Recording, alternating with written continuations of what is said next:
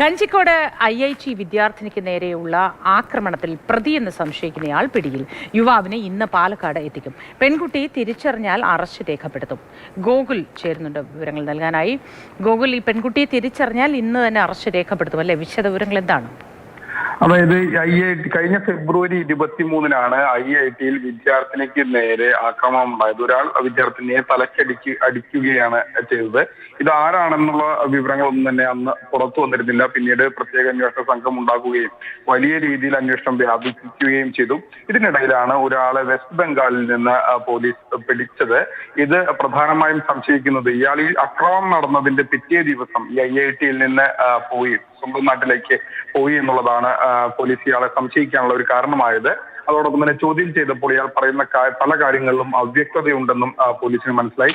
അങ്ങനെയാണ് കസബ പോലീസ് ഇയാളെ വെസ്റ്റ് ബംഗാളിൽ നിന്ന് കസ്റ്റഡിയിലെടുത്ത് ഇങ്ങോട്ട് കൊണ്ടുവരുന്നത്. ഇന്ന് വൈകിട്ടോടുകൂടി തന്നെ പാലക്കാട് കസബ പോലീസ് സ്റ്റേഷനിലെത്തിക്കും.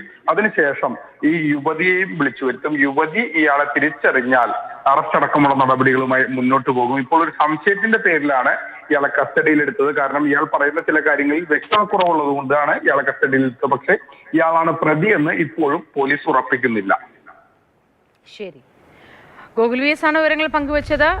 പ്രതിയാണ് എന്ന് ഉറപ്പിക്കുന്നില്ല. പെൺകുട്ടി തിരിച്ചറിഞ്ഞാൽ അറസ്റ്റ് രേഖപ്പെടുത്തും എന്നാണ് അറിയാൻ കഴിയുന്നത്. ഗോകുലിന് നല്ല ദിവസമായിരിക്കട്ടെ എന്ന് ആശംസിക്കുന്നു.